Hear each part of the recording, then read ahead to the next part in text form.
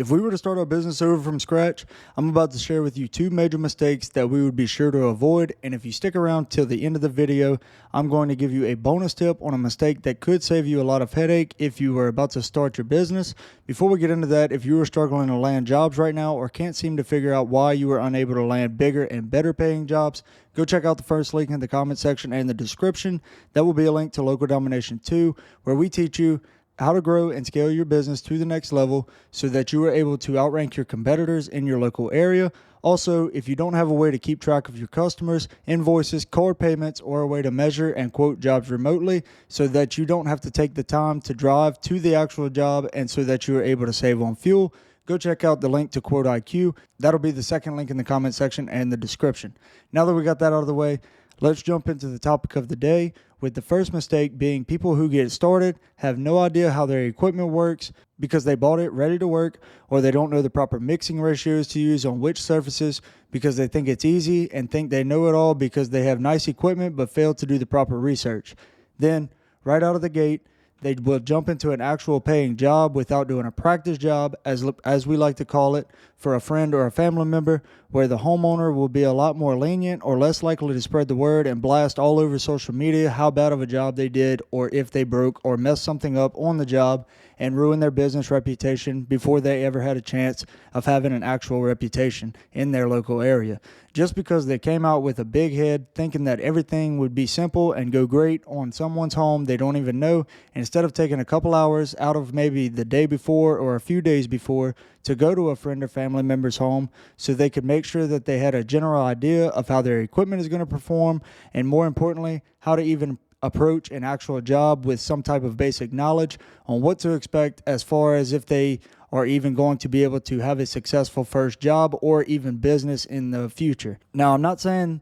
that this happens to everyone that decides to jump into an actual job for their first ever job, but when we did our first job, we had already done 2 to 3 other jobs for friends or family, so we knew to an extent what to expect, or at least had some kind of basic knowledge on how we thought our first job would actually go. That's not to say that every single job you come across in this industry is or ever will be the same, because there are always new issues or things that could and most likely will throw a curveball at you that you may have never seen before, no matter how long you've been doing this type of work. Now, are you going to know a lot or much of anything after that first job that you do for a friend or a family member? Probably not, especially if you haven't done enough research before you actually get started. All I'm saying is I highly recommend familiarizing yourself with knowing that you at least have chemical spraying out of the end of your hose before arriving to a job where they are expecting you to provide a high quality service, and in your case, expecting them to pay you for that service.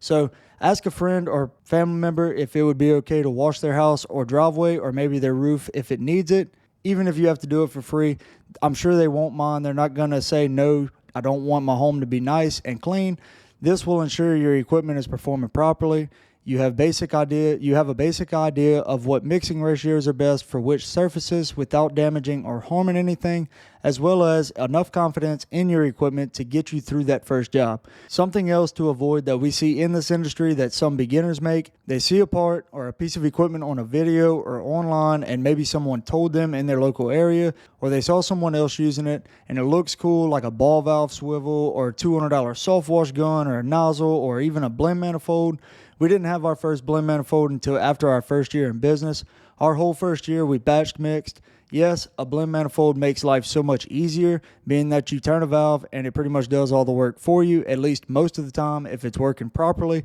But we didn't have the need for one or the work to justify spending that kind of money in the beginning, mostly due to the fact that what we were doing, at least at the time, was working for us and didn't require all kinds of fancy parts and equipment. We started out batch mixing and using a Lowe's 3.5 gallon a minute pressure washer, which allowed us to put more and more money into growing our business as far as saving on equipment and putting that money towards more ads or flyers or whatever we felt would get our new business off the ground and in front of as many people as possible. For some people, a $200 gun or even an $800 manifold may be within their budget just starting out, depending on their background or what they did before, and that's great. We didn't have that type of budget, and although it would have been nice and made life a lot easier if we would have spent every dime we started with on the nicest parts and equipment, I don't think we would be anywhere near where we are today. A store that we just just opened up and we have all kind of commercial contracts, and we're in the plants. We do industrial work. We've added on another service to our business since starting out, that being parking lot striping. So for some people, those things may not be small budget items at the moment if they are within your budget, but you're just getting started. I guarantee that if you have to think about whether or not you need it, chances are you'll be just fine without it. My advice is to save every penny where you can.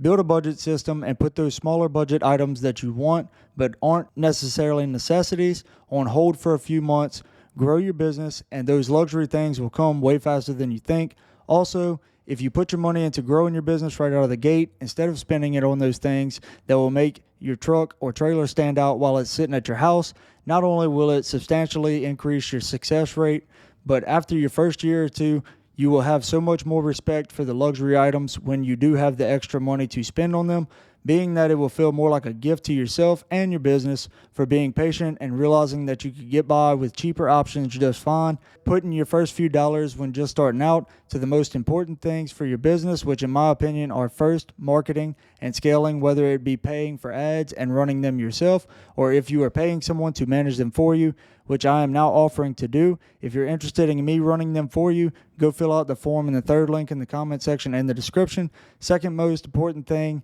is to never gain complacency on furthering your knowledge as far as learning the proper or better ways to do things in this industry. So many companies fail so quickly because they fail to do just one of these two things. If this is something you're looking to make a decent living doing and doing for a while, startups are rough and make you doubt everything, no matter what industry you choose to be self-employed in. But there is no doubt you can make a lot of money in this industry if you're willing to put all of your time and effort into listening, learning, researching, and implementing things that can or will take your business further, whether it's a mile forward or 2 miles backwards. That's the case for any service industry-based business, because there will be more times that you will fail than you would like to acknowledge, but eventually you will succeed. Like I said, we're 3.5 years in. We just opened up a storefront, which I never thought in a million years that we would be able to do just 3.5 years in. But pushing our business, marketing our business, and spending money where it mattered has grown our business to the point where we were able to do things that we never thought were possible. As long as you stay steady, you stay pushing, and don't have lazy days and don't get caught sitting on the couch, you will come out on top as long as you stay positive, stay motivated, and as always, stay happy, humble, and money hungry.